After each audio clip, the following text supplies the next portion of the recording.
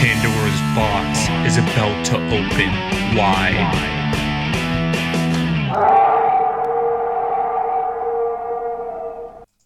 Welcome to the Pandora's Box Halloween special, ladies and gentlemen. We hope that you're feeling ghoulish. We hope that you're feeling naughty. We hope that you're feeling spooky. Yeah, hopefully today's episode will be spine-tingling, menacing, ethereal, ghoulish, and get you in the mood for Halloween. Yeah, if you're listening on the radio, if you're listening on AW radio, then this is going to lead you literally into Halloween, this episode. But regardless of how you listen to us, we appreciate you. We love you. We obviously go out on Deal Radio. Big love to Mark Carey and his team, and Spotify and YouTube and pretty much like anything else in the world. Really, yeah, man. Find us anywhere. So find us literally anywhere. You just can't escape us, unfortunately, ladies and gentlemen. To start off our Halloween special, let's talk a little bit about curses. Yeah, obviously we've spoken quite a lot about like horror movies in the past.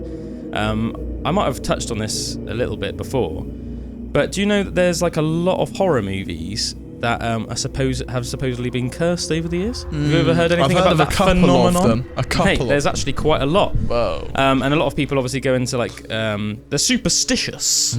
We'll say obviously because when you're doing a lot of these horror movies, you're invoking, you're almost like summoning bad juju. For example, I know The Devil Rides Out, which is one of my favourite horrors of all time. Absolutely classic with like Christopher Lee and loads of other good actors. It was quite controversial because a lot of the incantations used in the movie, like usually in horror movies, they just make up gibberish essentially, just speak it in Latin. Anything said in Latin or something will sound like, you know, or they actually used the real ones. They used like they found like ancient like occult books and like satanic tomes. That's messing with bad stuff. And like a lot of people that watched the movie reported like really bad things happening to them at home because obviously it's playing out on your speakers, and also a lot of bad things happened on like the set of the movies and stuff. And a lot of people will say like, oh, you know, it's a coincidence. You know, it would happen. You know, things like that sometimes happen on other movies, but you just don't think anything of it because it's not got that horror connotation or whatever. But regardless, it's an interesting topic to think about. So let's mention. You gotta respect the supernatural, man. Yeah, I mean, you know, respect the unknown because we are just monkeys floating through space. So let's talk about some of these movies that had strange occurrences happen either on the set or to people working on the movie. The first of which is another one of my favourite horror movies of all time, which is a really great writing. It really builds up ambience and tension perfectly. Fantastic horror movie, which really is like genuinely quite scary and menacing, and that's Rosemary's Baby, 1968. Roman Polanski's 1968 movie, Rosemary's Baby. A great piece of cinema in general, regardless of whether it's a horror movie or not. But Rosemary's Baby producer William Castle was convinced that Roman Polanski's 1968 film was cursed. After its release, he was hospitalized with kidney stones, and after experiencing hallucinations during his near-death experience, claimed to have seen the film's lead character approach him in the room at night with a knife. Whoa. The following year, Roman Polanski's wife, Sharon Tate, was infamously killed in the brutal Charles Manson family murders. Numerous other lesser things happened on the set and to other cast members. So that's one. I mean, yeah, already got off to a pretty dark start there. The Exorcist, 1973's The Exorcist. The Exorcist star Ellen Burstyn detailed a terrifying incident in which a fire burned the majority of the 1973 horror film's set to the ground. Despite it destroying the interiors depicting the McNeil family's home, it somehow left the bedroom of the possessed Regan inexplicably untouched. Whoa, that's quite cool. That's just pretty mental, isn't it? Yeah. Almost as if like, because it makes you think like a super like God-fearing person or like supernatural believing person would think almost like Satan did it but protected the room because that was the one with all the satanic sort of, almost like playing going on and talks of the devil and all that stuff. Another one. This is another one of my absolutely favourite horror movies of all time. The Omen, 1976's Omen. I think the score for The Omen is one of the most menacing, sort of like even like intimidating scores of all time. The score for it is called Avi Satanae, which means translated from Latin into English, it means "Come Satan." Not in a sexual way, everybody. I mean, it might do, actually. I don't know. That sort of makes me think more of like how Satan is on South Park. You know, where he's like randomly like in a homosexual relationship with Saddam Hussein. Yeah. Which is just fantastic. But yeah, almost like just that alone is quite intimidating. The idea that you're like invoking Satan, like, almost like inviting him towards you, like in a physical way, in a manifestation, in a manifestating way. So yeah, The Omen was plagued by a lot of terrible incidents. Lead actor Gregory Peck and writer David Seltzer were on planes that were struck by lightning. Damn. A stuntman standing in for Peck during the famous rabid dog scene was actually attacked by Rottweilers that bit through the protective gear he was wearing, causing him immense pain. A zookeeper on set to tame baboons was mauled to death by a lion the day after completing their work in a freak accident. And most tragically, after filming was completed, special effects director John Richardson and his assistant Liz Moore were involved in a serious car accident which actually mirrored a car accident that they set up in the movie. Whoa. Moore was decapitated in an incident that literally was almost exactly the same as one of the deaths he choreographed in the movie. That's crazy. I can picture the scene perfectly in my head as well, like in the movie, and it's shocking. It's a shocking scene. It's so yeah, it's basically like he was driving its very final destination, and a van that's carrying like big planes, you know, like planes of glass. Like emergency brakes, and it slides off the back of the flatbed, and it just clean decapitates him, and that happened to the guy. What? Man, that's like a weird coincidence, isn't it? Like that's a strange way to die. Yeah. Didn't something happen in the movie with something off the top of a church? Didn't something fall off the top of a church and kill someone as well? There's a scene in The Omen where that happens. I don't think that happened in real life, though. No. If that did, that'd be real spine-tingling. Yeah, that's a great scene, actually, in the movie. Yeah, really quite spine-tingling. This is another menacing one. I actually have to say, I confess, you'd think I would have done, considering how much of a horror aficionado I am. I've never seen the classic 1982 movie Poltergeist, but I've heard a lot of... it's very infamous, and it's got a lot of folklore behind it now because of it supposedly being cursed. This is straight out creepy, man. And one of the child stars of the movie was Oliver Robbins, and he claims that he nearly died after being almost choked to death by the arms of an evil puppet on the set of the film. A few years after the film was released, young actor Heather O'Rourke also died from cardiac arrest and septic shock caused by a misdiagnosed intestinal stenosis. She was only 12 years old at the time. Damn. I know that that movie was also really controversial because the skeletons that they used on the set of the movie I remember you saying about this. Were real skeletons of people. Which is bad juju, really, isn't it? Like, people should be laid to rest. They shouldn't be like dug up with the dead and be used almost like for entertainment. Quite. And you can watch the movie, and there's like scenes where like it's quite graphic, and then when you're actually thinking like, oh, that's actually like a real like skull in that scene. That's almost like it makes it a bit menacing. Didn't they not tell the actors as well? Yeah, they didn't. Yeah, they did. So the actors were just like floating about with them. Yeah, how crazy is that? That's mental. Another film, Twilight Zone, the movie. Oh, that's a bit of a less menacing sound now. That's just to, like, you know, break the tension for everyone, guys, you know. Little break, you know, just in case you're getting too scared. Oh, back on with the terror. There we go. Yeah, another film, Twilight Zone, the movie, 1983. Tragedy hit the Twilight Zone movie when director John Landis, who fell out with co-director Steven Spielberg due to unsafely cutting too many corners during production, pushed ahead with a stunt despite windy conditions. When a helicopter flew out of control, it came crashing down right onto the precise position where actor Vic Morrow and two child stars, Micah Din Lee, 7 years old, and Rennie Shin Yi Chen, 6, were killed by the whirring blades and falling debris. Damn. The incident, which saw Landis acquitted of manslaughter charges, led to greater regulations in on-set safety going forward in the film industry. That's savage. That is savage, isn't it? Another film is Maximum Overdrive. This came out in 1986. Actor Laura Harrington said about the Stephen King movie, "You just always felt like somebody was going to die on set. The cursed film saw near-death experiences for cameramen and stuntmen, as well as a hurricane, which hit the set during production. Camera assistant Sylvia Giletti would later say, "Every day we had security because the movie was just so dangerous." Another movie was Ghost, 1990s Ghost. Obviously, not really like a scary movie. You know what I mean? Ghost is not like it's not a scary. There's violins in it, isn't there? Huh? Is it like violins? Like someone playing a violin, hearing the music. and it's like a real part of the scene in Ghost. It might be. I don't know. It might be. Yeah. It says one of Hollywood's biggest urban legend goes that Poltergeist star Heather O'Rourke haunted the 1990 film's set. So Ghost set. Crew members claim to have continually heard the footsteps of an unseen figure, as well as a child laughing on set. The film was shot on the same soundstage where O'Rourke had filmed scenes as a child actor. That's pretty, What is it about, like, children laughing that's, like, one of the creepiest things? Yeah, it's such, like, a creepy thing, but it shouldn't be, should it, really?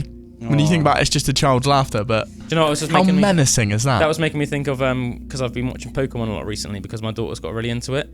And there's that, like, in the first series of Pokemon, is it Lavender Town? There's that girl Sabrina, and she's got like psychic Pokemon, and it's like she's like fully grown, but she's got like mad supernatural and like psychic abilities, and she's got like a puppet of herself when she was a child that she makes like move and come to life like it's a real person. And it's like always like giggling and stuff. It just made me think of it. Freaky. That made me think of, like, Chris told me the other day, like when he was recording his shows in Rubis House. Oh yeah. And I know that, you said to me before there's been some weird dark things legends that have happened there. But he was like recording his show quite late one night, and he said he'd be over there all the time, but he's like, I haven't been back there in the evening since. And I was like, all right. But he was apparently sitting there, like, with his headphones on, really loud on the Rodecaster, recording like one of his shows, and like, and he kept like taking the thing off because he's like, who's there? Like, who? What was that? What was that? Who's talking? And apparently in his headphones he was just hearing, "Let me out." Oh my god. Yeah, so for people listening, we From have a little kid. And I was like, Yeah. and then Tina said, "Oh yes, there's a little girl that was locked in the cupboard in that room, or something." I don't know if she was just. I've never taking heard the mick. I've never heard that. That's a funny. That's a bit. I like that. That's Yeah. a funny bit to add on to But that's it. what she said to Chris, and he hasn't been in there since the night. I mean, one thing I will say, so for our listeners, yeah, so we've got sort of like two buildings that we sort of operate out of, our sort of wider company, Aspen Waite, and Rubis House is the one that Drew's alluding to, and it's got like a long history of. It's an old place, isn't it? Oh yeah, sort of like You could see how it'd be like a real creepy building. Georgian building, so like hundreds of years old. Proper cellar and everything down Really creepy cellar. But there's literally numerous accounts from, like, I would probably go as far to say as over a dozen people, if not dozens of people maybe. I know of at least just myself, I'm sure, because the thing is, there's only so much I know, obviously, but I can think of many different accounts from completely unrelated people of freaky occurrences happening at Rubis House. So before we carry on with the curses thing, we'll just touch on this for a minute. So it used to actually be my family home when I was younger. And then when my old man paid off the mortgage on it, he decided that he would he decided that he would turn it into an office, and we moved house. But so when we were younger, strange occurrences would happen. So sometimes, when my old man would be at work, and me and my brother would both be very young, and it'd be like like a completely normal day, and we'd say be in the garden, and the front door would be locked.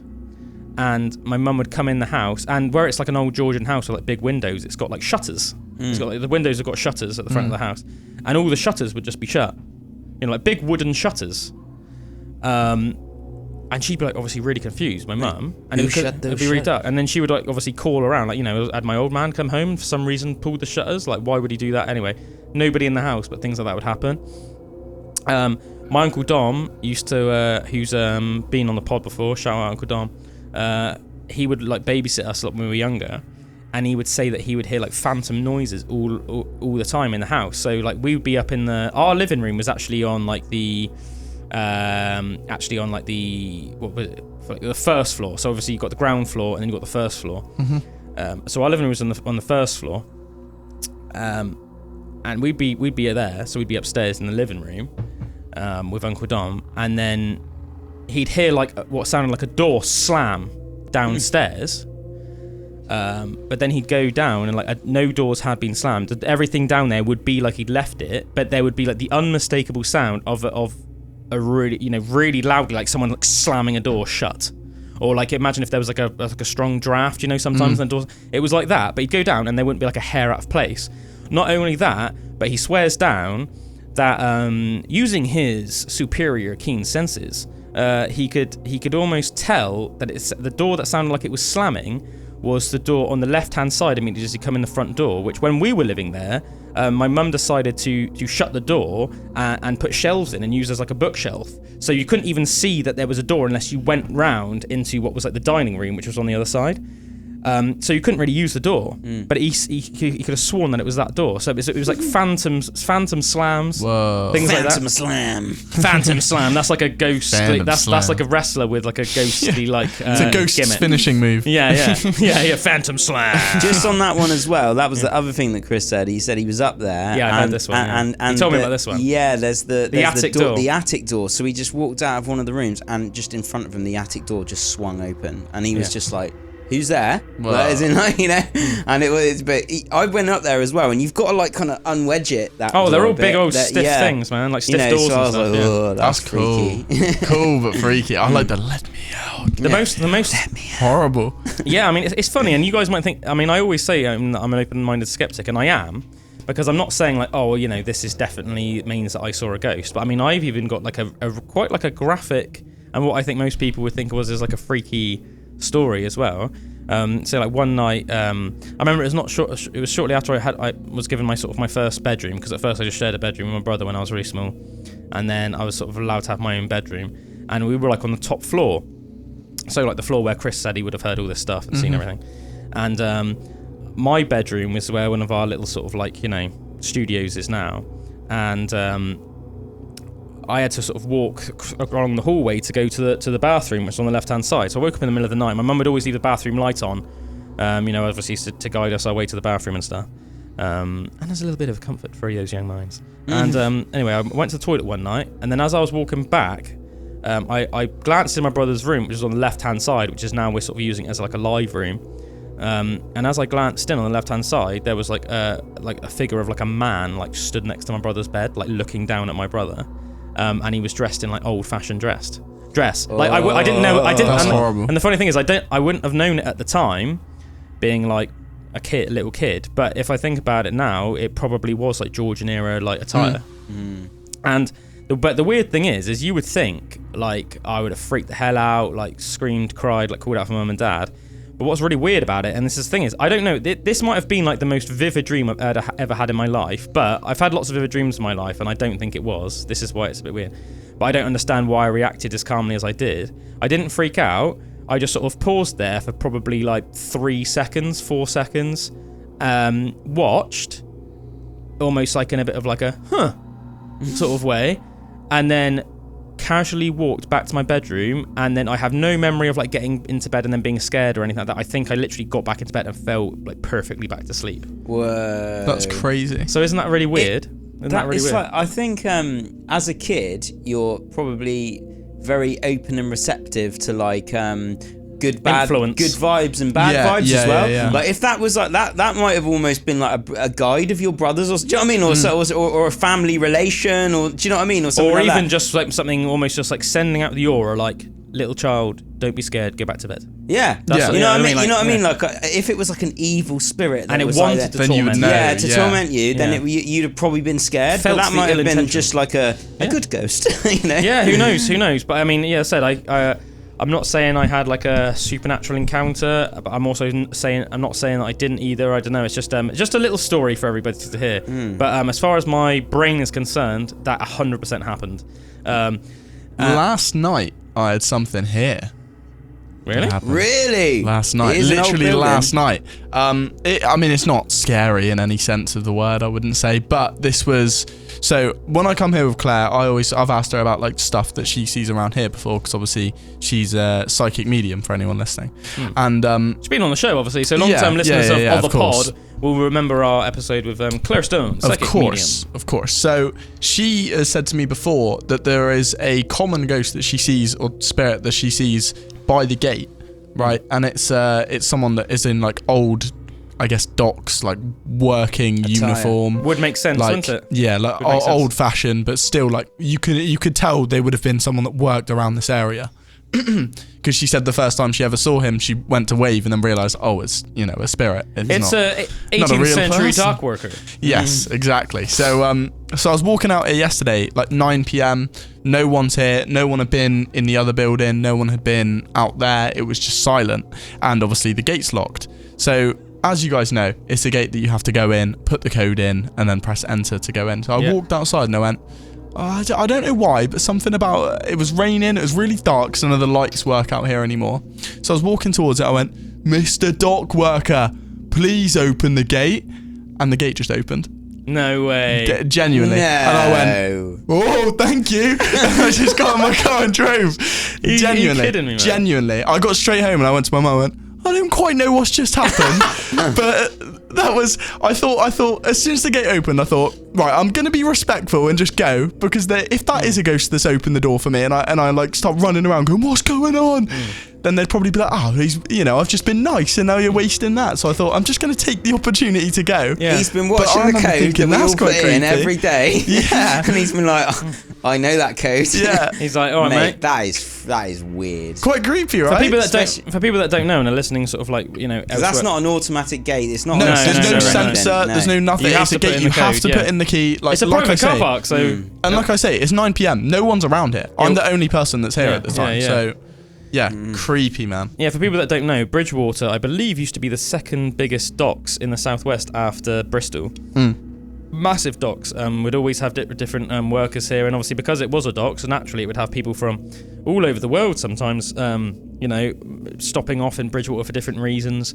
There would have been a lot of dock workers, around here back in the day. That's so funny that you just thought to do that. Yeah, I know. Mr. Dock Worker, open the gate. I know. I don't even know why I said it. And then it actually did. Like, oh my god, that is. Another thing is we were essentially just over the road from the docks. We could walk to the docks in like 3 minutes from here. Maybe not even that. For a fast-paced man. But so getting back to sort of Rubus House though, because there are other stories as well. My mum and dad said that the whole time that they were living there, they never felt like a malevolent entity, but that you always just felt like you were being watched. They also say that when they came back from a meal one night, they said that they first came in the door, and then for like a split second, they both said, agreed with each other that they both saw what looked like a man standing on the stairs for a split second, which I think is a pretty mental. The fact that they both corroborated it, both like, did you see that? Yes. Yeah. Do you know what I mean? Like, well, that's pretty mental.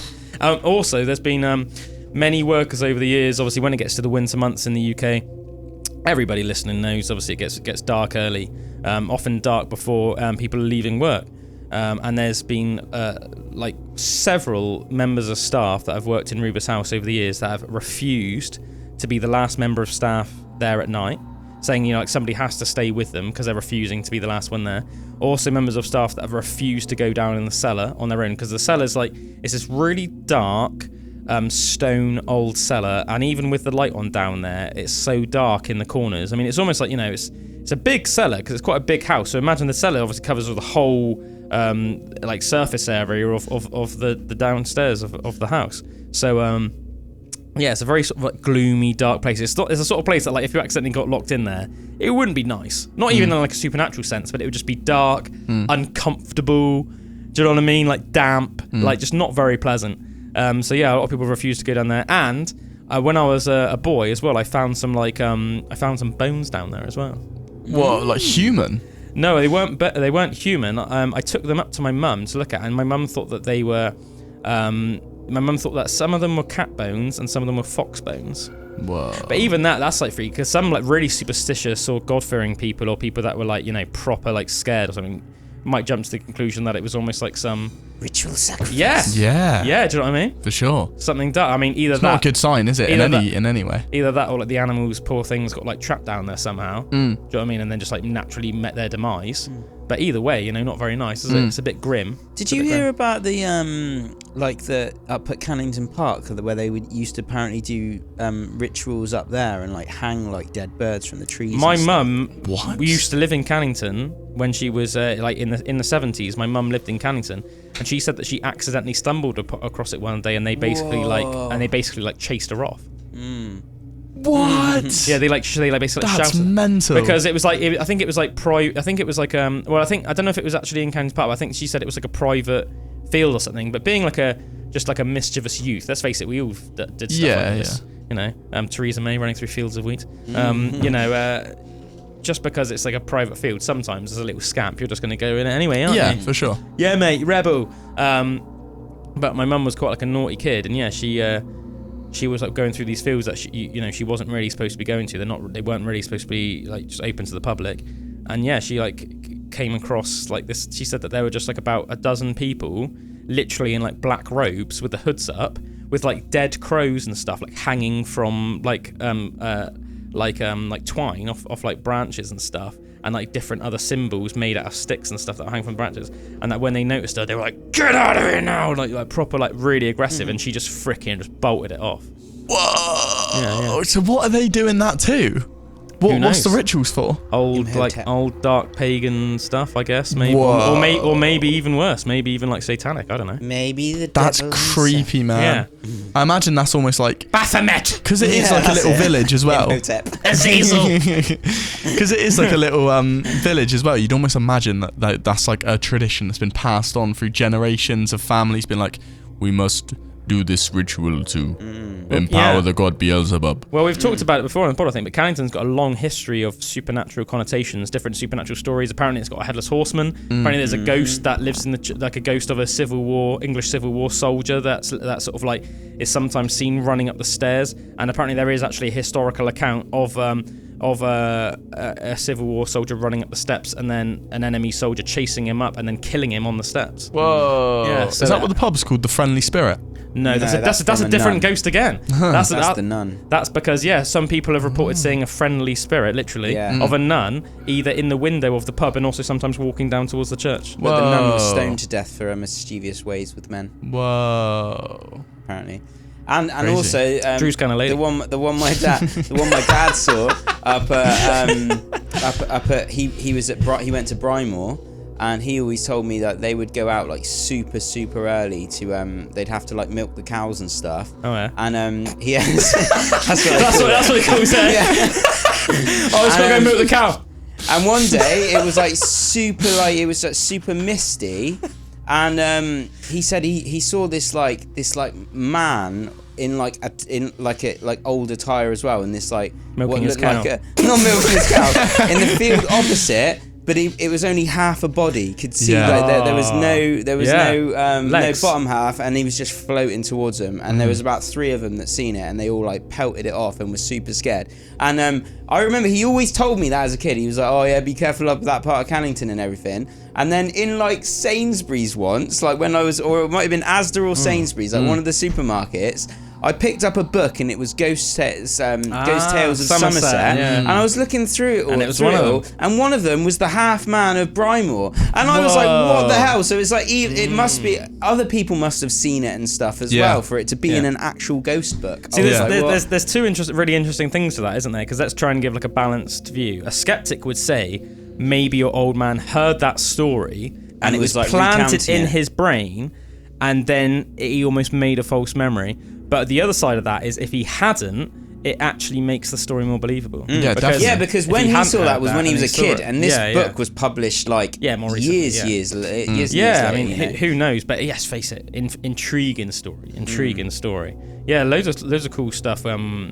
with Cannington. Very, very cool. It's very like you know how we were talking about Ruber's house? That's like my parents' old house, my mum's old house in North Street. Oh yeah. That was when you told us to bring that some was stories. almost like poltergeist activity. This was what I was going to say. This was the one I was going to bring in to talk about. The amount of different stories that everyone has. Like, this was before my time, obviously. Didn't a light bulb burst in the bathroom? So a mirror shattered completely by itself. See, Josh that's is just like straight up, watching like, it. Like, poltergeisty, not- some reason got yeah. like the idea of, all right, I need to like get up and go to this, like, you know, walks down this creepy hallway, gets to Yeah. the mirror, and it just shatters. That's a bad omen to start with, isn't it? But my dad, he swears, like, and he's not the kind of person that would just like say stuff like this. Like, he would be one of the people you'd imagine to be most skeptic out of everyone. Like, he's not, you know, yeah, I can imagine. like, he's not that into stuff like this or whatever. I can But imagine he just like casually swears- shooting it down like load of rubbish. Yeah, he swears that he saw a half old woman, like, again, their body and their head, just come down the like hallway and like down the stairs towards him,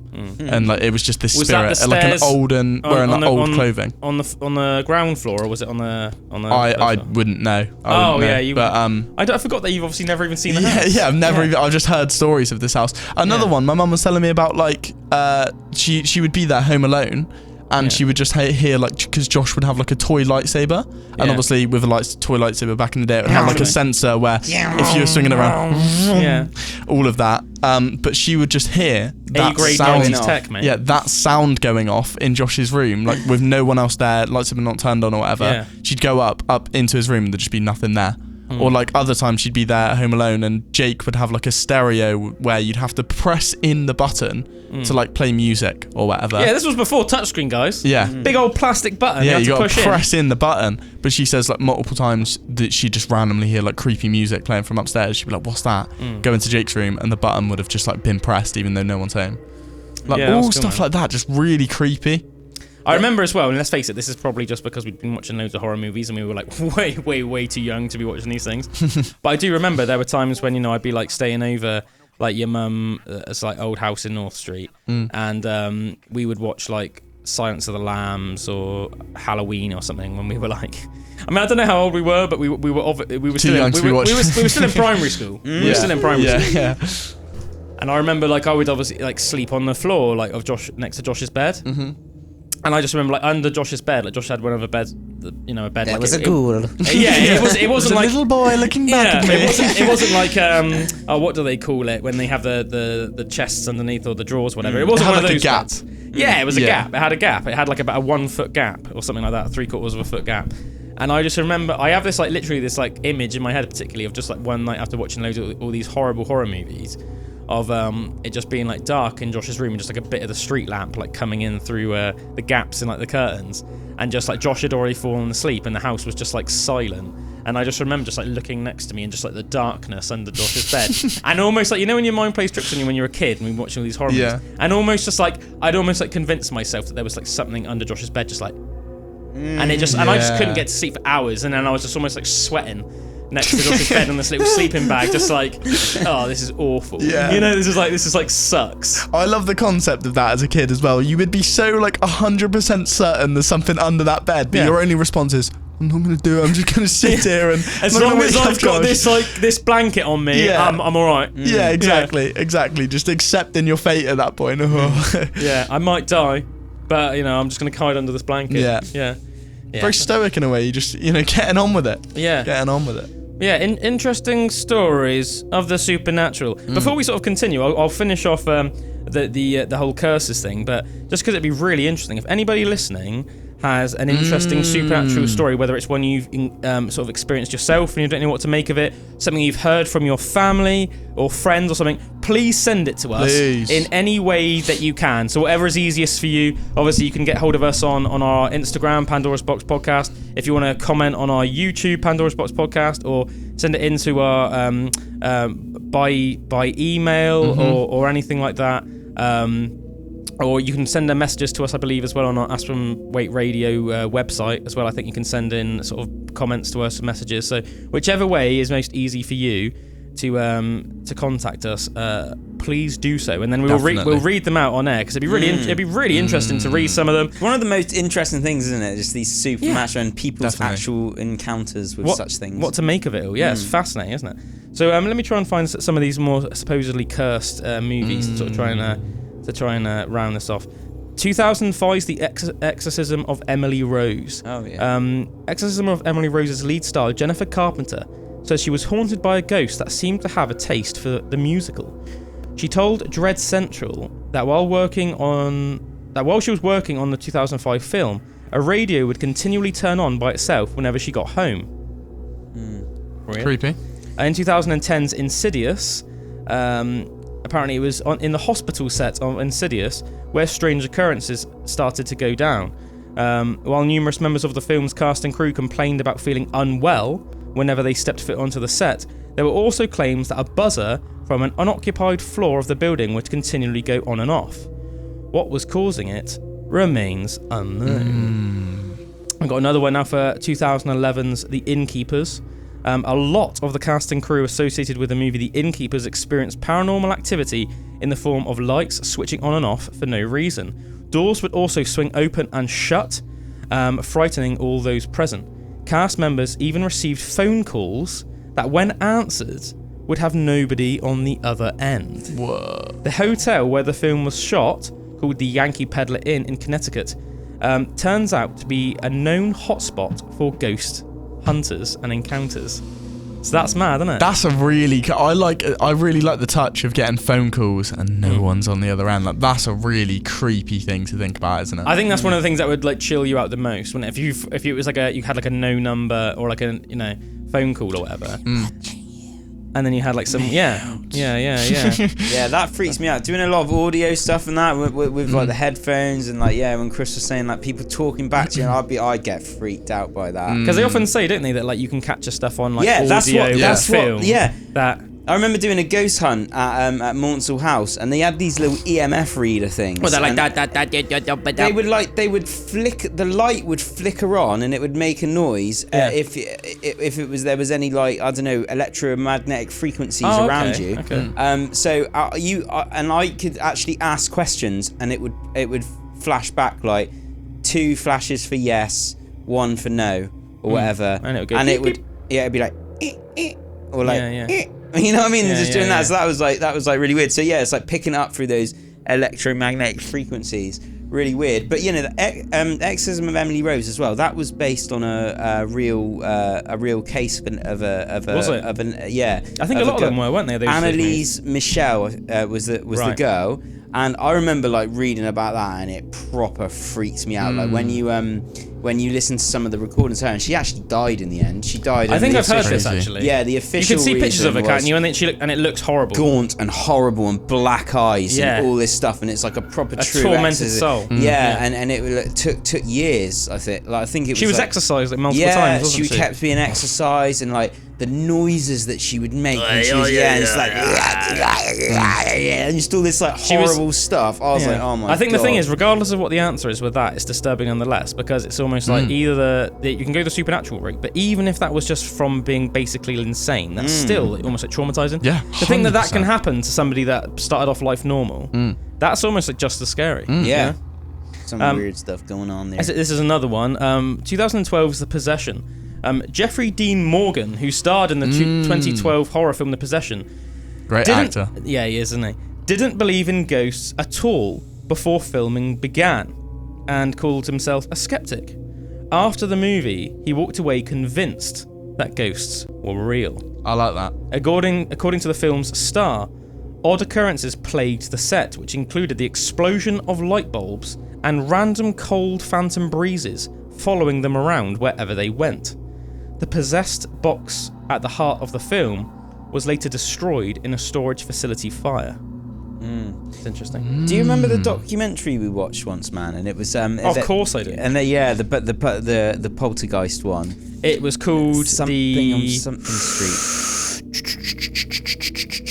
very, very famous poltergeist account from Britain, probably Yes. Britain's the Enfield. The Enfield haunting. Right, and they've made a movie out of it, and the A movie's movie like and a pretty documentary. good. Yeah, Did we but watch the them back to back? Yeah, That's I cool. like the documentary more, just because the movie was cool, but Yeah. but just the documentary Morris? actually Yeah, Morris? footage of. Do you remember that? Morris was like the photographer.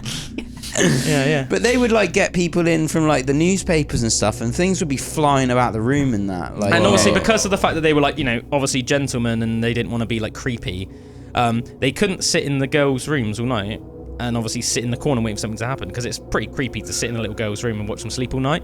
So he said that he set up the camera. This is like 70s photo tech. He had like some sort of wire that basically would go down the stairs, and him and his co-worker would sit in the living room at night with the idea that they had a button, and that if they heard anything strange upstairs, they would just start pressing the button, and then it would start taking photos, and they'd set up some cameras so it would have all angles of the room. And yeah, there's like photos that you can see online of like, there would be times where the girls would start like, they'd suddenly hear a blood-curdling scream, and they'd just start pressing the button, and then they got like the photos done, and the girls would just be like flying across the room in the pictures. What? Yeah, savage. They'd be And, like, dragged out of but their with- beds and all sorts. but Man, look, abandon the With house. looks of like Abandon the house. terror on their face. Yeah. I think I think they do sort of touch on that in the documentary and film, and obviously it was like 1970s. There was I know that things like the energy prices, a bit like at the moment, went very high in the 70s. It was I think very working cost of class living, it's like area. Yeah. where it they wasn't were. as simple as like, let's move house. If Right. I needed to move house right now, it would not be as simple as that. Do you Yeah. know what I mean? Like, Yeah. Yeah, it's mad, and there was an account of one of their neighbours also looking up at the house and just seeing one of the girls just like floating off her bed, and like from outside was just watching like. Also, apparently, literally in rooms full of sometimes like 8 to 10 people, things would literally like inanimate objects would suddenly like fly across the room and smash into the wall with such force that like a mark would be on the wall. And it was in a room of like 8 to 10 people, some of which were like journalists and stuff that were there to talk about then. They weren't. So Like, not they people weren't that- like in on anything. Yeah, Do you know what I exactly, mean? They yeah. weren't even like there, with the family. If you know what I mean, they were there to document the occurrences. Journalists, photographers, and stuff. A lot of them had mental accounts. She would say that there'd be more than one ghost as well that would that would be coming through, and there was this one girl that was like mostly affected by it, and there's footage of her just like sitting there, and they're like, so who are we talking to then? He's like, hello, I'm Bob. And just, Bob. And like, she just like start like, and she thinks it's almost like funny. She's just almost like letting it happen, but it's like talking through her, and it's like really weird. I remember that scene actually. Yeah. I remember that scene. I can't remember if it's from the documentary or the film, but I got like you brought back the memory then. But yeah, the Enfield haunting. Yeah, check that out, people. If you want to look into something like a fascinating sort of case of paranormal in the UK, check out the Enfield haunting. Here's a question for you. Yeah. What would you actually... Because I was just thinking about this then. If I experienced something that I had no... Like, something... for example, the gate one I said about earlier. Like, whatever. That's not a crazy experience, right? But if we were here right now and Drew just started floating and started going... Like, what... After that whole thing was dealt with, right? And let's say in a couple days' time, what would you do? Like, how do you deal with that? It's a weird thing. I think it would be a weird thing, though, where your perspective would have to be completely changed.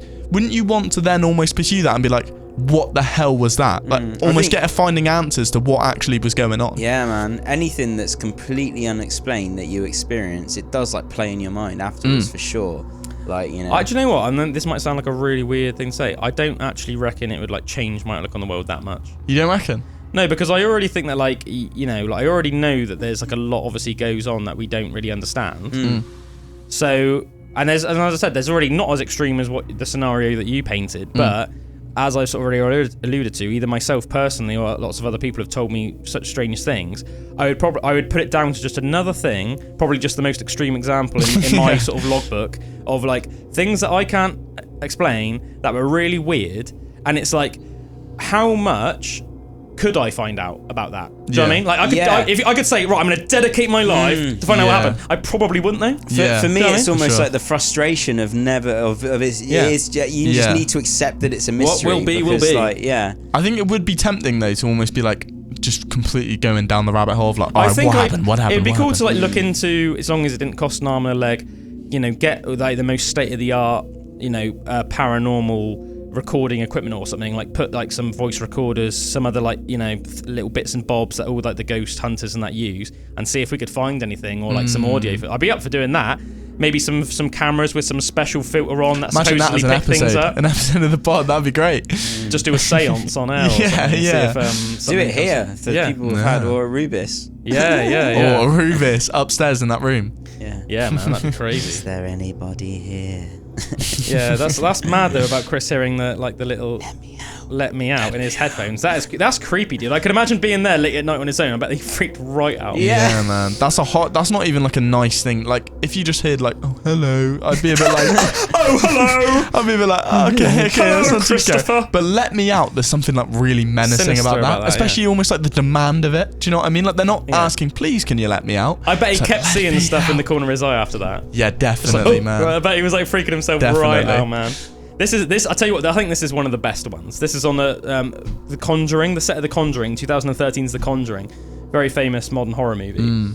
Vera Farmiga, who played real-life paranormal investigator Lorraine Warren in The Conjuring, was so uneasy about making the film that she left the script outside of her house. Despite this, however, one morning she woke up to find 3 slashes across the screen of her laptop, despite using it right before she went to bed and saying that it was completely normal. Even though What? she didn't wake up in the middle of the night though from hearing anything strange, but there were 3 claw marks across the screen. That's freaky. That's freaky. And the I fact thought that you were it's- going to say the script was then also inside. Yeah, that would be creepy as well. Yeah. I think the fact that it's almost 3 claw marks makes it even sketchier, because I remember one of the things that freaked me out most about the movie Paranormal Activity when I watched it. There's that scene in the movie, spoiler alert, where they put down, after they hear like a lot of bumps in the night, after a while, they put down talcum powder in the house. I think it's talcum powder, it might be flour. White powdery substance, that definitely wasn't cocaine. Or was it? Anyway, Pablo Escobar, you'd need to have that much. Have to be very rich. Anyway, they wake up in the morning and it's really freaking freaky, because it's like these 3 pointed, Weird like hoofs. demonic toes now, isn't it? It's almost like what I imagine almost like a lizard's. Like almost like a dinosaur footprint. That's what it looks like. And it's like, there's something eerie about that. Yeah, Like, not definitely. only is it something you can't see that's stuck in your house, it's not human. Yeah. Like, that's like, oh, what is it? What is Definitely. it? That's freaking horrible. We're going to leave it there for a minute, folks, but we'll be back in a minute. We're going to play you some spooky tracks, and then we'll be back after this. You will open Pandora's box many times in your life. No, we probably really shouldn't open that box. Look, I've got one rule. Here. Open your mind. Open your mind. Open your mind to the possibilities of the supernatural and paranormal this Halloween. You're listening to Pandora's Box, and we are leading you into Halloween, baby, with our Halloween special. We've been talking about all sorts of things, but we've been sort of want to finish off the whole curses on horror movie sets sort of thing, because some of these accounts are actually really fascinating, and the one I'm about to tell you next is actually probably the most chilling one in my opinion. This is like spine-tingling. Like, if you were the photographer that developed these images, this would be horrible. I could imagine you looking at them and then just like being like, right. So listen to this.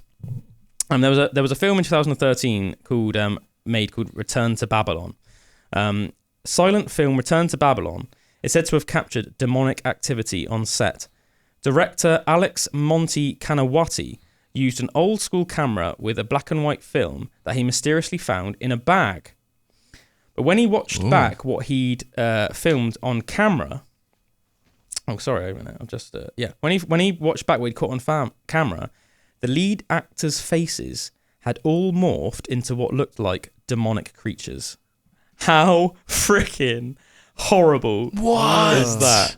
Yeah. Where did he find this camera? Isn't that? It's a creepy story in general. It's very vague. This story just says. Yeah. It just says director Alex Monty Kanawati used an old school camera with black and white film that he mysteriously found one day in a bag. In a bag. In a bag. He then filmed it, and filmed the scenes, and then when he looked back on the scenes, the faces of the actors had morphed into demonic-looking creatures. Man, that's weird. is that like something that people can still see? So this dead, like, I can you don't know. find the prints? Shall I see? Shall I see if I can have Yeah, a look at it? find the prints of the demonic I'll faces. try and find it right now. That man. would be really cool. Imagine that. Return to Babylon. Return. Also to... a very creepy name for a film. Return to Babylon. Yeah, man. Return to Sounds like a Babylon. freaking Rasta song, doesn't it? Yeah. Return to Babylon. Demonic faces. Let's have a look. Let's have a look, guys. Oh, I'm excited for this now. Let's have a look, guys. Let's have a look. Is there anything? Oh yeah. You found one? I mean, yeah, they look quite creepy. I would certainly say that, like, quite horrible. It's not how I imagined it would look, but I definitely agree that it looks quite menacing. She's got a hole in her face in that one. I mean, yeah, he looks almost like Nosferatu. Hole in his belly. Oh, look at that one. He looks weird there. Oh, that is quite creepy. Look at all these. That looks almost like... There's a 90s movie, isn't it, just called Witches? And that's almost like what they look like when they transform into the witches. Do you know what I'm talking about? That is so weird. Like, the nose looks so, like, big and crooked and horrible. Man, that one with the stuff where he's got a hole in his stomach is creepy as well. Yeah, this one. Bullwinkles alluding to this one. Yeah, like pointy ears, pointy nose, hole in his stomach. Very sort of Nosferatu-y looking, isn't it? I wonder if it's supposed to be This one a looks quite sketchy menacing movie. as well. Almost looks like fangs or something. Yeah, it's a horror movie. Man, he must have been happy when he found out that that's what it came out looking like. Oh, no, actually, Drew, I don't know if it was a horror movie, sorry. I was going to say, I don't know if it is. it'd almost be like that's meant to be like that if it was. Yeah. Yeah. If it was, imagine how good of a circumstance that would be for a director. You're trying to create a horror movie and then it turns out the actual horror movie is cursed. Oh, this is Isn't it better than the even makeup. creepier? Yeah, exactly. Yeah, save you a lot of money. The only other real one that I ever saw with pictures as well was we had these friends from Sunderland who we always went camping with when I was younger, and her little daughter Demi, she was called. Macam. And yeah, is that Sunderland? I think so. Oh yeah, I think so. Yeah, Yeah, and it's, I was just like, you know, been on Facebook friends with her for like years still and that, and she posted this picture up and it was like freaky ass. She was just there like doing like her hair in the mirror, but behind her you could see like a doorway to a room that was on the opposite hall behind her, and a bed, and there was just an old lady in old attire just sitting on the bed looking directly into the camera like that. And it was just like, this is like, she just posted it up in front. Oh my God, my nan's in the video. Like, I could just imagine that. But it was like proper freaky, like no one in the house, just her up on her own, just like doing her hair. Oh my God. I tried to find the photo like before I go, but I think she took it off Facebook or something though. But it's like weird. Damn, Pretty man. strange. I think that's the creepiest scene I've ever seen in a movie is from Hereditary, and it's right at the start of the movie where they're like in the like grandmother's just died, and there's a shot where it's like this woman's walking out the room, and as she walks, it's just like in the dark, the grandmother's just sat there, but she's like grinning like this. And then like it's just got the scene just cuts away in a second because the woman like looks back and then it's just gone. But it's like a weird moment where everything's normal, and it does really well, because you know in horror movies where things get a bit too quiet. Yeah. And I think that's almost like a dead giveaway that something's about to happen. Yeah. Suspense But in is this killing one, me. in this one, it was almost like what made it so cool was that it was just kind of out of nowhere. Like it wasn't a jump scare or anything like that, but it was just a second where you go, what's that? Whoa! And then it's just happens, you know? So I thought that was a really good effect. I almost imagined that's what that grandmother on the bed would have been like. You turn around, it's on there for a second, but then it just flashes away. Yeah, You know? and That's it's like quite cool. she never even noticed it when she was looking in the mirror, that she was looking in the mirror and couldn't see it there. But when she took the photo of the selfie or whatever, then she saw it in the actual photo. Which is like, what the Almost hell? like that same thing that we're saying about like audio devices, where they like pick up Yeah, stuff that you can't yeah. hear in real time. Like it's the same with like cameras, where they camera pick lens up can stuff that you pick up couldn't more actually see. frequencies of light than our eyes. Yeah. Yeah, how strange, isn't it? That's one of my biggest fears, I reckon, is like looking in a mirror or like, you know, and then seeing something behind you, because it's that whole thing of something being behind you, like not directly in front of you, like that you're seeing. It's like something like creepy that's following you about. Yeah, Or something. I remember like looking at myself before, and then I was thinking about how creepy it would be if the reflection of myself did something that I wasn't doing. Oh yeah, That's a- man. That's a Good creepy one. thing to think, isn't it? Because Yeah. you're so conditioned, like obviously naturally, like your reflection is literally self-explanatory. It's the reflection of whatever you're doing at that moment. But then the idea that somehow it's actually not, and it's almost like a copycat, that's almost like pretending to be you, and then almost like I find it menacing to imagine it almost like for a split second it was like messing with you. Yeah. Like winked at you. And almost like it was encouraging you to That happens in a think that you went series that I insane. was watching, and it's about these keys. It's about a house that's got all these like magical Oh, I remember you keys. telling me about that. Yeah, and it was really good watching it. But one of the keys was to like a it was like a cupboard with a big massive mirror on the front of the cupboard, and your reflection would just start being like and try and like draw you in, entice you. and then you could just walk through the mirror, and That's then it would crazy. take you into this like other world and This that. other It's like, realm. That's cool. yeah. It's weird stuff like that, isn't it? Just before we've got two more of these little horror, these movie curses left. But before we just read those final ones out, I remember I was like listening to a crazy story the other day. What was the channel called? What the hell was the channel? I can't remember off the top of my head, so I would have given them a shout out. But there's a YouTube channel that I follow, and he was telling the story. It was this account of this woman. She sent in this like story that she swears blind happened to her. And yeah, maybe she was just a complete con artist, but if she was, then like a bit random. She just made up this whole story.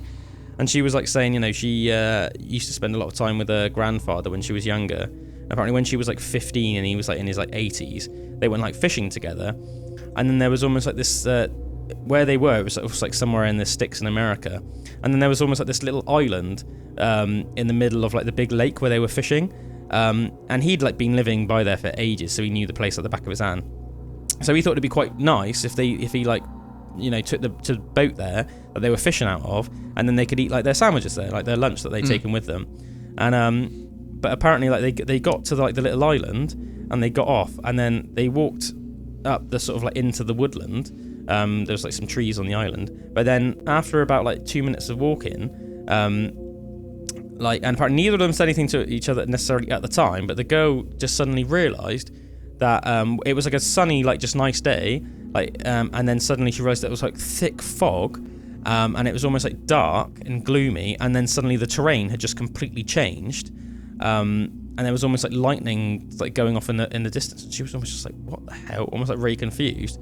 And then the next thing she knew, that just her grandfather just grabbed her and like pushed her back and was like, right, let's just go back the way we came now. But didn't really say anything more than that. She said that he was like a proper like relaxed, chill old guy. Like you never even heard him like shout or raise his voice. But that was the most animated she'd ever seen him. And they got back to the boat, and then they went just casually back to land. He said he didn't even like say anything. But then when they got back into like the car to get like the 10-minute drive back to his place, he suddenly just like said like, "Did you see that?" And she was like, "Yeah, like what did you see?" And then apparently he was walking in front of her, and she didn't even notice this because apparently she was like so busy like looking around in just like awe and like, what the hell, like why is everything changed so much? But apparently he said like, "Did you see them?" And she was like, "What do you mean them? Like what did you see?" And he said that the reason he like pushed her back and was like, "Quickly go back the way you came," was because he said that he looked up and he was like seeing a similar terrain to her. But when he like looked up, there were like dragonflies, like giant dragonflies that were like buzzing around them, like around their head, and were like starting to show interest in them. So he naturally was like, "We need to get the hell out of here." And he said that he was like really confused, and he thought that maybe like a massive bomb had gone off in the horizon, because he said that when he looked up, although it did look all dark and gloomy and stormy, there was like this massive, almost like amber, like almost like aura that was almost like throbbing in the distance.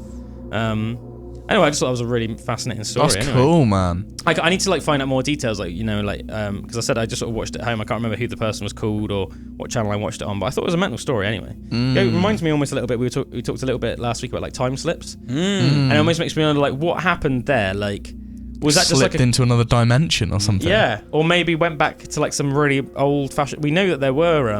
I mean, it was a hell of a long time ago, but we do know that once upon a time there were like giant dragonflies. Meganeuropsis. That's right, my friend. Meganeuropsis. Very well remembered, Bullwinkle. Yeah, that were like literally giant dragonflies, like literally dragonflies like the size of like seagulls. So like, yeah, who knows, man? It's something crazy phenomenon. Like I said, maybe it's just made up, and maybe the person's just full of poo-poo. A good story nonetheless. I think that's what I really like about horror stories. I think even if they're not true, Just and good it is stories. someone, if it's a good story, then a good I'm story. happy about it. Yeah, It's a good story. is a good story. Yeah, Exactly. Yeah, that's it. I don't need to believe that Lord of the Rings was real to love it. Yeah. Yeah. So the last two movies that were supposedly cursed, one of them is 2014's Annabelle. Apparently, Annabelle director John R. Leonetti claimed to have seen 3 fingers drawn through dust on the set multiple times. This terrified everyone working on set because the demonic doll at the heart of the film has only 3 fingers. Producer Stephen Safran went on to tell The Hollywood Reporter about strange goings-on during the film's shoot. He said, "We shot in this amazing old apartment building near Koreatown, and we had some funky stuff going down," he said. "In particular, the first day that the demon was shooting in full makeup, we board him up in the elevator. He walks out and walks around to the green room to where we're holding the talent, and just as he walks under, the entire glass light fixture falls down on his head, injuring him. And in the script, the demon kills the janitor in that hallway. It was totally freaky, man." He didn't say man at the end. I just embellished it. I like the character. Yeah, man. Yeah. Do you reckon with some of these like curses and stories of horror movies, do you reckon there's some people that like they know they're on a horror movie shoot and they're like, let's just mess with people a little bit, and there's like someone going around drawing like 3 fingers in the dust everywhere and be like, whoa, look at that. Maybe. And I quite like the idea that someone is doing that, and that'd be quite a funny little thing to do. Yeah, maybe, man. The last one is 2018's The Nun. This is another Conjuring spin-off. Corin Hardy, who directed The Nun, said that he would see apparitions in the castle that they were filming at in Romania. After completing takes, he would sometimes look around and see men stood in the room, assuming that them to be members of the crew. But then when he would turn around, they would be gone. Chillingly, they would have had to have had a pass. They would have had to have passed him to leave the room, as that's where he was set up. I just think that's a bit mental as well, isn't it? Creepy. It's a creepy building that they set in The Nun as well. I haven't seen the movie. Really creepy, like old-fashioned church kind of building that just looks like it would harbour demons. Yeah, I have to say, I mean, I haven't watched like a lot of like really like modern horror movies, or at least not sort of like the big budget ones. I've seen some of the more like, not so big budgety ones. But I was telling Bullwinkle, man, have you been watching by any chance that show called Uncanny? That's been shown on BBC I've Two. never heard of it. Mate, try and watch it. It's called Uncanny. It's only had 2 episodes out so far, but it's really good. Basically, apparently there's more seasons of it, I think. Because I was listening to the podcast that we both listen to. Yeah. And you know how sometimes they have like ads at the end or the beginning? Yeah, no, I was listening to that too, but I think that's I think what happened was, I think originally it started off as like a BBC audio sounds like show. And then because it's got so much like traction, it was so good. I don't know if the guy who runs the show, Danny, whatever his face is, or BBC themselves, decided to adapt it into a program. I thought this would actually be a really good format for a TV show. Yeah. Because I think it's like just blown up and it's like a massive show now on BBC Sounds.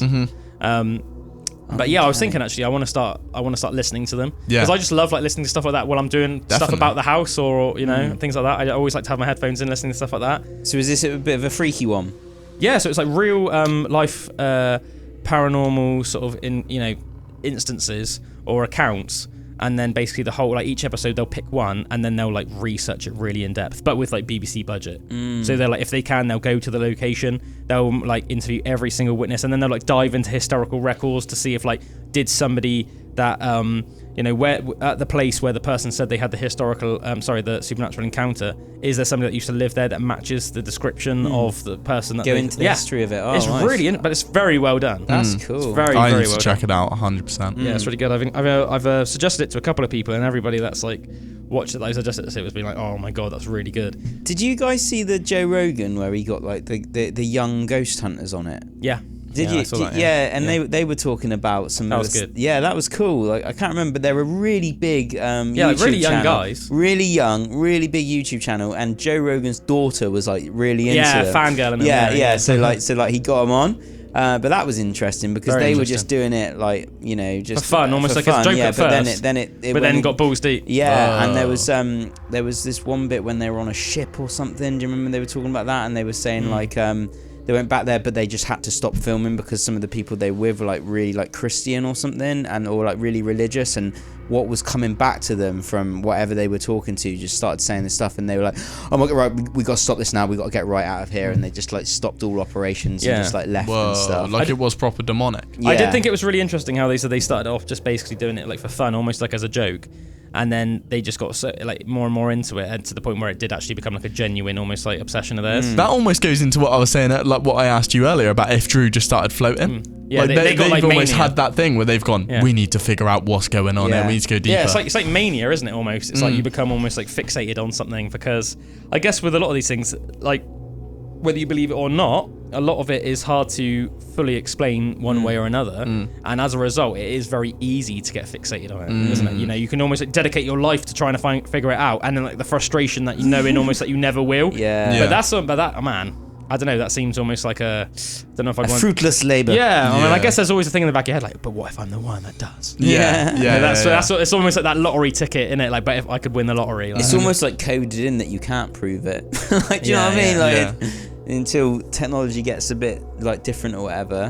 But what was interesting with that, where they were saying about like the cursed objects as well. So he talked about like cursed movies and stuff, but then like that little doll that was that baby doll, and people could come and look at it. Robert the doll? Yeah, like stuff like that. I've heard a lot about Robert the doll. Yeah, and it's like apparently that's they like, won't actually show it on video or anything like that, because people like say that they've been cursed such just bad by juju. looking at it. What? People have gone there, like skeptics have gone there. Where is this, sorry? Somewhere in America. There's this doll called Robert the doll, and I think it's like there's like the original story. It was like, you know, he was this kid's doll or something, and the kid said that it would always speak to him and tell him to do bad things, and I can't remember the exact story, but something horrible ended up happening to the family, the house burnt down, something like that. Anyway, it became almost like this massive folklore thing, and then today Robert the doll was in this like little museum of like curiosities and supernatural trinkets somewhere in America.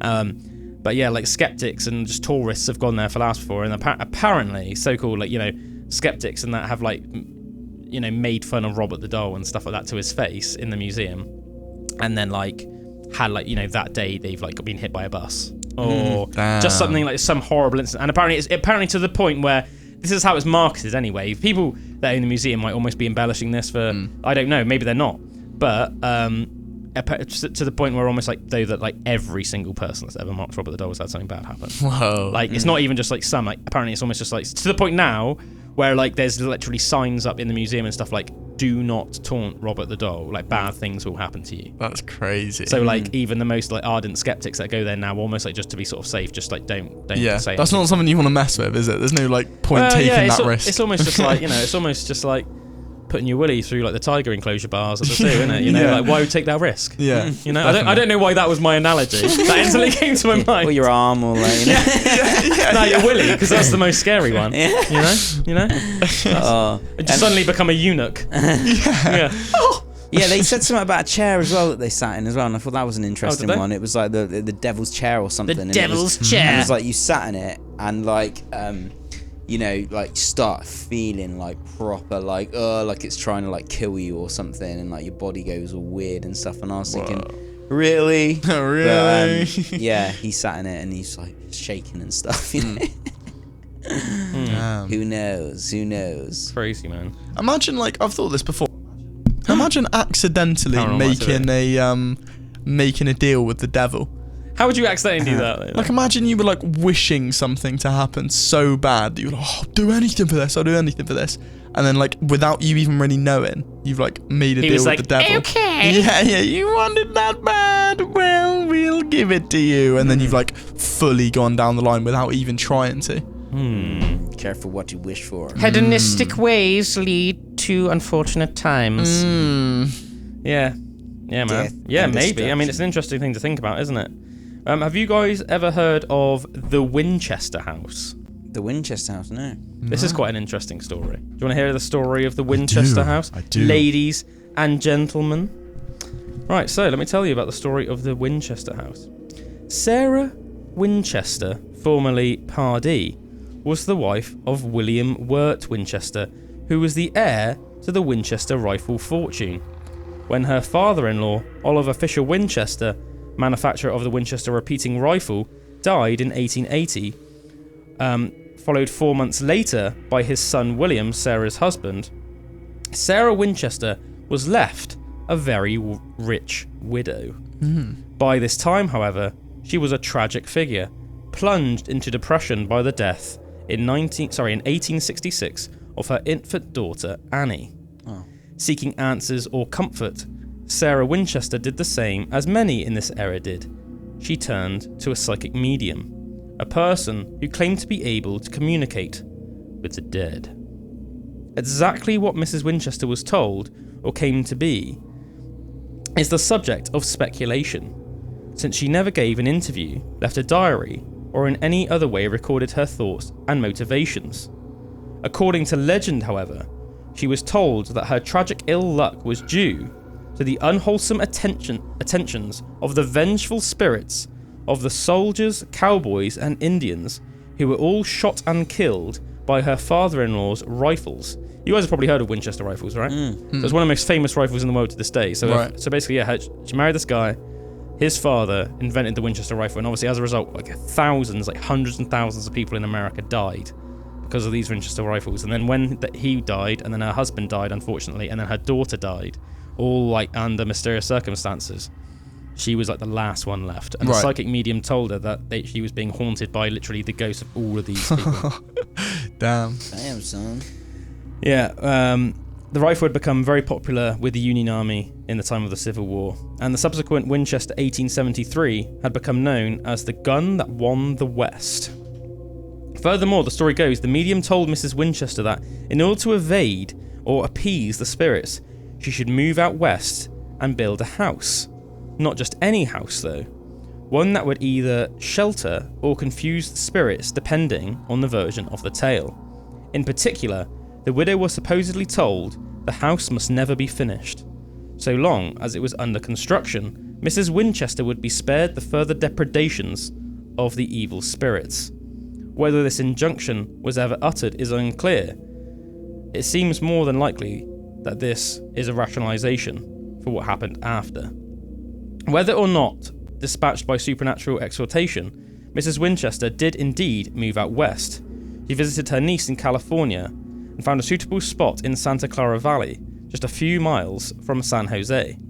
And in 1884, she bought a farm there and started building, using an existing 8-room farmhouse as a starting point. This is where it starts all going a bit crazy. Oh, that's your first mistake. Yeah, this is a fascinating tale.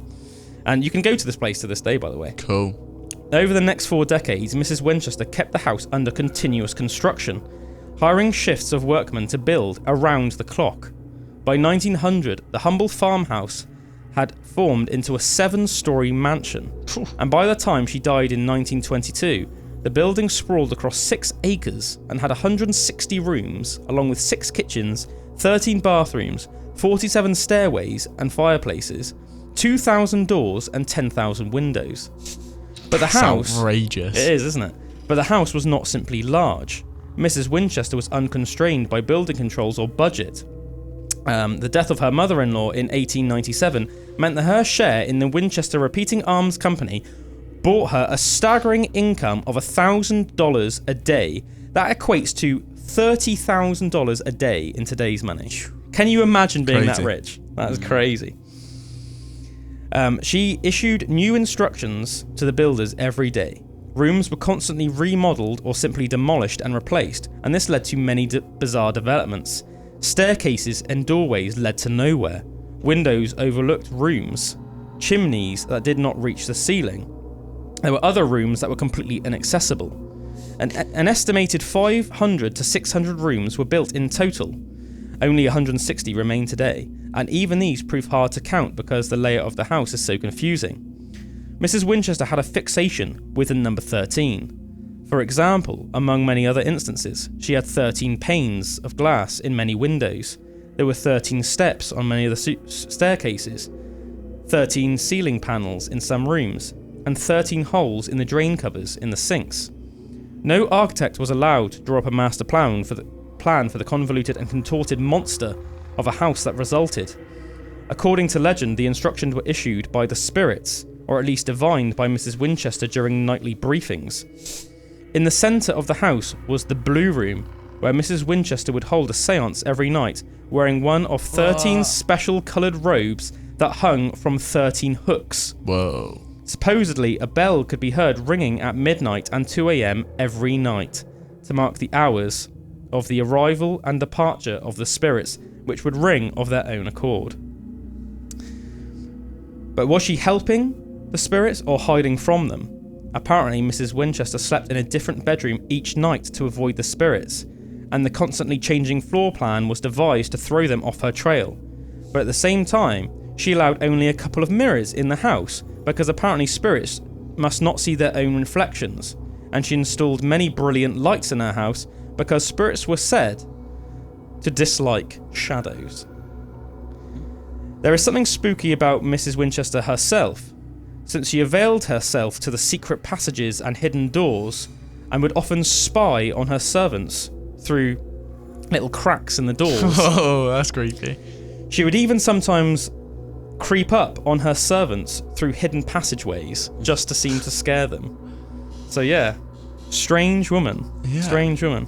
It's like crazy, isn't it? Like having so much money and then just doing some crazy random thing like that, like building an insane mansion. Literally, went to see a psychic Yeah. and they said that basically literally like thousands of ghosts were haunting them, all because basically her like husband's family, like because of the invention of the Winchester rifle, because it was such an impressive firearm and was like state of the art, basically military equipment of the day. It killed so many people. She was being haunted by like thousands of people, so the only way to do it was to build a never-ending house with secret passageways and all this stuff, so that the ghosts pursuing her would just get confused and like Yeah. not know where to find her.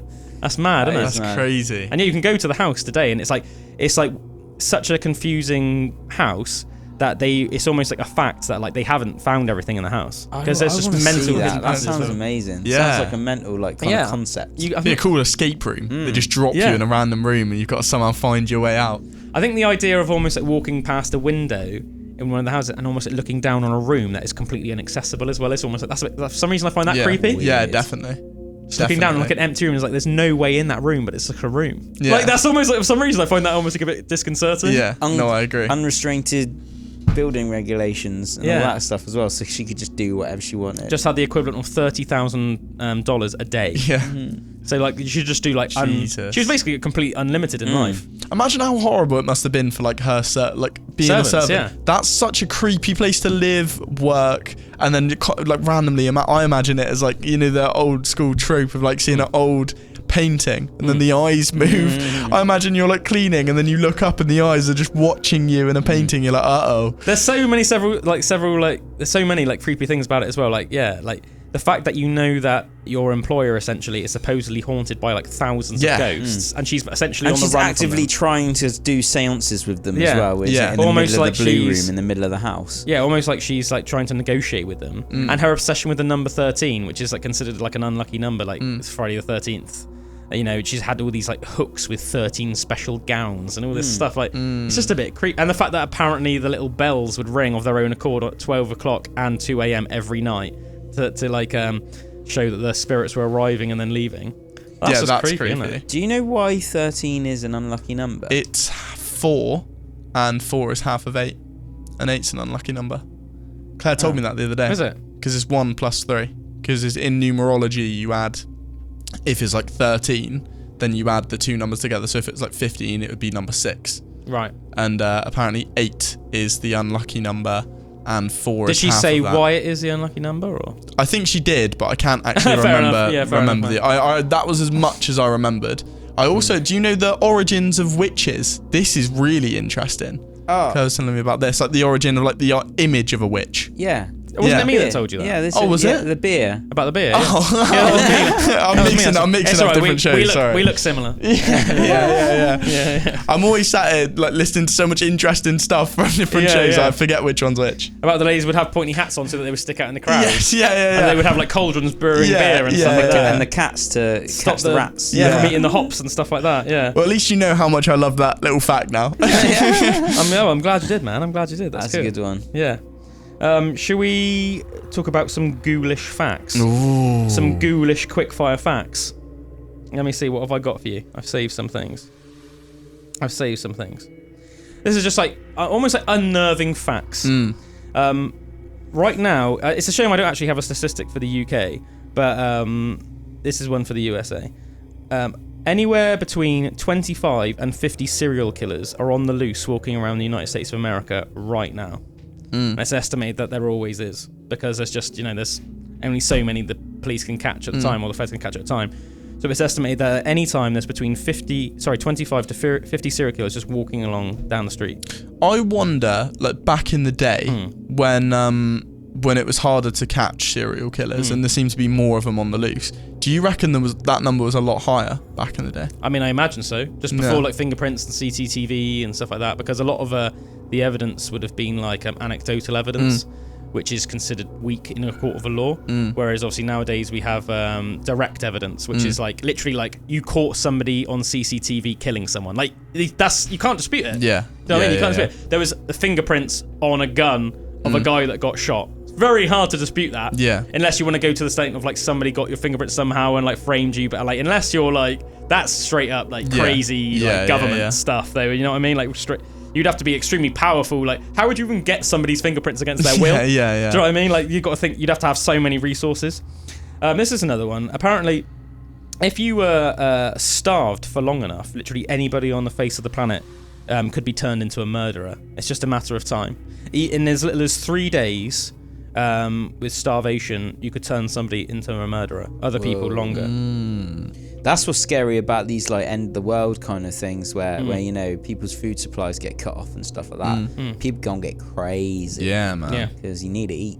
I thought this was an interesting fact. It said most people will walk past a murderer at some point in their lifetime and never know it. That's a fascinating fact. That is interesting. Because it's almost just like when. Well, I don't know. That's the thing. Nobody knows. It's creepy. But it's just a fascinating thought, isn't it? Like, most people will at some point walk past a murderer in their life. Like, that's just a crazy thought to me. Yeah. Because I guess, like, while you're out and about in your own little head, you know, like, often lost in thought or something, you're not really thinking about who you're passing in the street, like, what their lives are like or what they do. What about genuinely interacted with? Imagine now that like you have a conversation, you think they're a real sound guy. Oh, I'm sure it happened. I mean, everybody says that Ted Bundy was like super charming, nice guy. Yeah. And then by night he was just like To know that deranged killer. Yeah. Imagine that. I wonder who the weirdest person I've ever spoke to is. Yeah, what their like biggest secret is. Yeah. Creepy. I mean, to be honest, this is just almost like a cool astronomy fact, but I also think it's very unnerving to a lot of people and causes a lot of existential crisis. Do you know, obviously we have many different types of energy that are observable in the universe, but eventually all energy will turn into heat energy, and everything in the universe will cease to exist. There is no stopping it. There is no escaping it. Every star will go out. So it says. I mean, I whenever something says like this, it's like a blanket statement. I always think like this sounds almost like something that was chucked on the end as like an urban legend. But apparently, take this as you will. Apparently, the scientist that first discovered this was so depressed by the fact that he killed himself. I mean, I could see that being true. yeah. Definitely. This is an interesting syndrome. Have you guys ever experienced this, or do you know anybody that's ever alluded to this? There's a syndrome called Capgras syndrome. It's a mental delusion where you believe that the people closest to you have been replaced by imposters. That's a horrible sort of like that is syndrome or feeling, isn't it? Have you ever entertained that thought or know anybody that has? No, not really. I remember like Meg was saying to me that thing what she had, and she thought that everyone was in on a game on her. Like, so not Well, when she was in the replaced, woods and she saw some weird stuff. No, not that time, but like just thinking that everything in her life, like the Truman Show. Yeah, like the Jim Carrey movie, the Truman Show. People were like conspiring. Like so they were them. Everything was a setup. They were them. But they was a play. They were not who they said they were. Yeah, it was like almost like a play, and she was the only one that wasn't in on it. Yeah. So it's like the Truman Show, Yeah, like yeah, Jim yeah. Carrey. It's like hearing everything's people alive. talk outside and stuff and being like, to be like, Yeah, stop I'd hate that. playing with me. I remember I had this memory of being like a little kid, and this is quite a creepy thing for a little kid to think. But I think, little kids, your imaginations just run wild. I remember being, I must have only been about like 3 or 4 years old. It's like one of my earliest memories. And I remember for whatever reason, I must have like gone into my parents' room, and then like, as you do sometimes as a parent, rather than going back to their room and settling them, sometimes it's just easier to let them sleep with you for the night. And I remember I'd obviously done that with my parents, and I remember being in their room in the pitch black, and then for some reason, it's weird that my little head thought this, isn't it? But then I imagined if if I turned the light on and then my parents... It wasn't your parents. Yeah, were, like, it wasn't them. That's crazy. Because I could feel them either yeah. side of me. Yeah. Yeah. Yeah. And I remember thinking that, and it almost like finding there was a menacing thought. So that's quite similar. Then you're like isn't it? freaking out even more. Yeah. And I think know- I think I even like said to my mum at the time, and she almost like laughed and was like, "No, don't worry, it's just us." Do you know a cool thing about Capgras syndrome? It's only memories of people that you've already made. So if you have Capgras syndrome and you think everyone is not real, they are someone that, you know, is been replaced by a new version of them or whatever, you could then completely start a new life, meet new people, and it'd be completely fine. Because the people you meet then, you wouldn't have that same syndrome of, because I think it's something where it literally just affects memories you made in the past, but doesn't affect new memories you can then go on to In the thing that make. I read, it said it's usually, you think it's people closest to you. Yeah. Yeah. So you think it was like your closest family and friends, I guess. Your immediate circle rather than just like randomers. I think we might have talked about this on the pod before, but I can't remember, so we'll talk about it again. Just a very sort of gothic, cool, eerie place. In the Czech Republic, there's a small Roman Catholic chapel called the Sedlic Ossuary, and it's decorated with human bones. It's estimated to hold the skeletons of up to 70,000 people. I've been there. Have you? That's been there. amazing, mate. I'd love to go there. I'd love to be there. It's cool. There's a really cool folk story about it as well. Yeah? So there was this blind monk that lived there, right? Right. And he was told by voices that he had to build these pyramids of skulls, and that was the only thing that would ever like fix him. He did it, right, and built this one pyramid of skulls, and his sight came back. Well, it And actually did. Apparently, this is the story. A bit like what I was saying about that guy who supposedly killed himself when he found out about the universe, whatever. Yeah. But that's the story of it, and that's why they've now built this ossuary where they have like shields and flags all made out of real human skulls. It's crazy walking in there. Yeah, you can go there. They've literally got like mental. chandeliers made out of skulls. Like it's almost like everything in the ossuary is decorated with skulls. It's crazy. Mad. Have you guys ever heard of this one before? I had heard of this one, and I think it is a fascinating one. Have you ever heard of a radio station that's simply known as UVB 76? And apparently it's been broadcasting non-stop since 1982. No one knows where the broadcast is originating from. The strange thing about it is mostly just a buzzing noise, but with an occasional Russian voice transmission. So it's like buzz, buzz, buzz, buzz, buzz, buzz, buzz, buzz, non-stop, and then every now and again it'll be like a weird intermittent Russian voice. And nobody knows. Like there have been people that have dedicated years to trying to find like who set up the station, where it originated from, what the Russian voice, like who the Russian is that's saying it, and nobody knows. Like nobody knows. Must be mad that you creepy. can't pinpoint where a signal is coming from Yeah. with the radio and Do you stuff. think it's like something like before we had DAB and that? I'm not exactly sure on how it works, but do you reckon it was a lot harder back in the days of like FM, or there might have even been something before FM? I don't know. Well, man, I know as well. Like satellite phones are coming back in because you can't trace them. So if Well, you there you have go. like There you go. if you have a satellite phone, one of those big old brick things, you know, like a lot like secret government communication and stuff is done on satellite can't be phones monitored. because there's Yeah. no way to intercept the signal, and you can't tell where it is on the world either. There's no like with triangulation of your mobile device, like they can pinpoint exactly where you are or anything like that. So you know for There's a fact none of that like with satellite phones. yeah, all the top like government agencies in the world, like MI6, must be using stuff like that. Yeah. It's like VPNs, isn't it? The fact you can just make your location anywhere in the world. And like for anyone that would try and hunt you down, they would only see Get that pointed to VPN America. you've seen. It's Yeah, that's pretty cool, isn't it? cool. Yeah, people use that for all sorts of things, don't they? I thought this was quite a cool little fact. Do you believe that some animals could predict death? Apparently there was a cat called Oscar the cat who used to live in a hospice, and he became very famous for his work. Oscar had an uncanny ability to sense who would soon pass. He would always provide comfort to certain people and stay with them night and day, and very, very soon after that they would pass. He would then move on to the next person and spend time with them, comforting them, sitting on their bed every night until that person passes. Yeah, imagine that. Causation. Wasn't actually trying to comfort the person, it was actually a demon cat. Yeah. Oscar the demon cat. Yeah. That's so good. I think I've talked about this on the pod before, but I thought this was a fascinating fact because it's the idea that some animals are almost like malevolent, almost like evil. The Savo lions. These were lions that exhibited behaviour extremely unusual for lions. Obviously, lions are very dangerous animals, But the Tsavo lions were man-eaters with a body count of anywhere up to 135 humans. What's very strange is lions live hard lives and they always kill to eat. What's strange about the Tsavo lions is they didn't. They killed for fun. And they tormented railways in Africa that were being built back in the day, and they would literally the Africans and the people that were working on the railroads would describe them as demons. Whoa. Because they would be there and they would almost be on the edge of their seat like at night working, and then they would just say that these man-eaters would just come out of nowhere and they would just hear like the screams of people just being like dragged off into the bushes. Whoa. And then the next day they would just be like mangled and mauled, but like often not eaten. So it's like they were killing for fun. It's kind of like cats, like with birds and things mice. like that, And sometimes it's just practice. Yeah.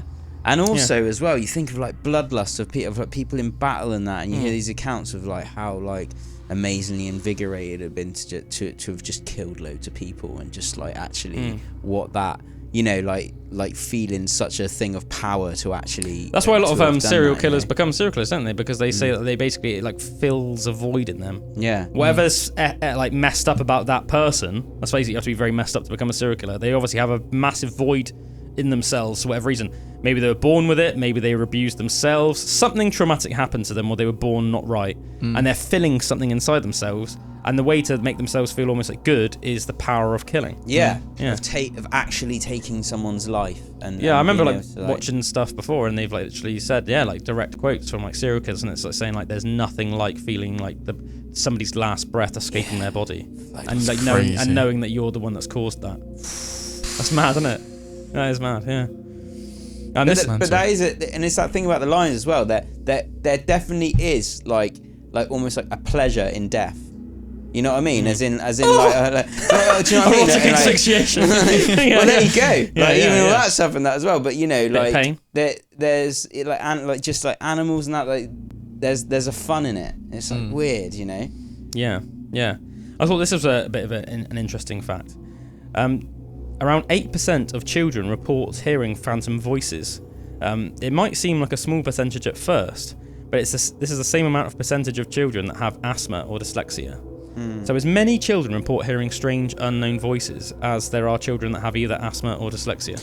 It's pretty weird as well. When I was a kid, I don't remember this like at all, but my mum would say to me that she would like walk up the stairs and I'd apparently just be in my own, like having full-blown conversations with with things.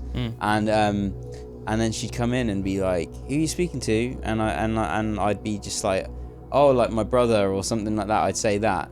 And my mum had like a miscarriage before she had me, and I didn't know that like, as a little kid, but she was always she would say that, like, you know, I would always say I'm talking to my brother. It's like, well, you don't have a brother, like, you know, it's kind of thing. It's that's like, really weird, isn't it? Yeah, and it was almost like old Rodney. Old Rodney. It's just old Rodney. Old Rodney Armstrong, mate. Old Rodders, mate. Rest in peace. Rest in peace, Rodders. There's another syndrome called Cotard's syndrome. That's a condition where the patient believes they are dead, dying, or missing parts of their body, or that they don't exist at all. Some people with Cotard's syndrome will simply stop speaking or reacting to people and eating, since they believe that they're either dead or not real. How weird is that? That is weird. That's a weird syndrome, isn't it? That's Imagine really weird. Just you are convinced in your head that you've either died or that you are not real, to the point where people will be like going like, right, mate, like you do realise that you're alive, mate. You need to eat some food, like, and you're just like, just like no, like catatonic. Yeah, just I'm not here. Damn. Imagine I'm the not other even thing, real. how weird it would be of like waking up and like no one can see you. Like no one can see you, or like. Have you seen that prank that family did on that little boy? Oh yeah. I thought that was real funny. They set it up with like this little kid, or I guess was supposed to be about 12 or something, where they said that they would try a magic trick. So they put like a sheet, like a big blank sheet over him, and then they like say some words or something, and then pull the sheet off. But then all of the family in the room, like, they can't see him and can't hear him, and the poor boy starts freaking out. It's quite funny, man. It's a good prank. Yeah, that'd be horrible, wouldn't it? If just suddenly just people couldn't see or hear It's you. like, oh, I'm in the world on my own. I am now in the nether realms. Yeah. That must be what it's like for a ghost if they die unexpectedly and then realize. You see that in things sometimes, don't you? Where they're like, hello, and no one can see them because they're actually a ghost, but they don't realize they're dead. Almost like the opposite of the other syndrome that you're saying. Yeah, for sure, man. For sure. Solipsism is the idea that no one else except from you, or you can't prove that anyone else except from you is real. And I always thought that was a really interesting thing, because the idea is that as soon as you are by yourself, you have no physical proof that anyone outside of your vision is actually there or doing what they're doing. It's almost like the second you leave, the second they're out of your vision, it's like they're just like, I don't know, like an NPC, just completely like doing everything monotonous, interesting way of describing automatic. someone, an NPC. Yeah, again, though, that's almost like along the lines of almost like Truman Showy. Yeah, but a definitely. little bit more like a video game. Yeah, to almost imagine that you're a player, almost like in a video game, and everyone else is an NPC. And you've almost like been the one that's like been granted this like autonomy. Yeah, this brain to actually think everything outside else is of like the a autonomy. storyline. Yeah, like everybody else in the world doesn't even think like you. They are just a storyline set up. Even whether it's something tiny like just walking past you in the street, or like a pivotal person in your life, in their head it's just like coding. That's a crazy thought, isn't it? That's a mad thought. Because the thing is, there is no way to ever access someone else's brains or thoughts. No. So there is no way that you could ever shut off that idea. Yeah. You know, as crazy as it may sound, I could never go, oh, I can think exactly what Drew's thinking, because I could never be inside your brain. So I can never have that human element of knowing you have thoughts, even though, I'm not saying that I doubt you do, but it's an interesting thing to never. It's an interesting thing to never be able to shut off, isn't it? That thing in the background. Yeah, I thought that was quite cool. Yeah, definitely, man. We've pretty much come to the end of the show. I'm gonna literally just end on one little fact now. This is just a bit of like an unnerving one, and this is back in 2016. A blind elderly lady by the name of Rita was found to be living with the skeleton of her son, who had been missing for 20 years. Rita was an avid hoarder and said she had no idea that the body of her son was in her house. Whoa. That's crazy, isn't it? That's crazy. That's the end of our Halloween special, folks. Thanks for joining us today. Hope that you have a spooky and fun Halloween. And we shall see you next time. Bye-bye. Ta-ta!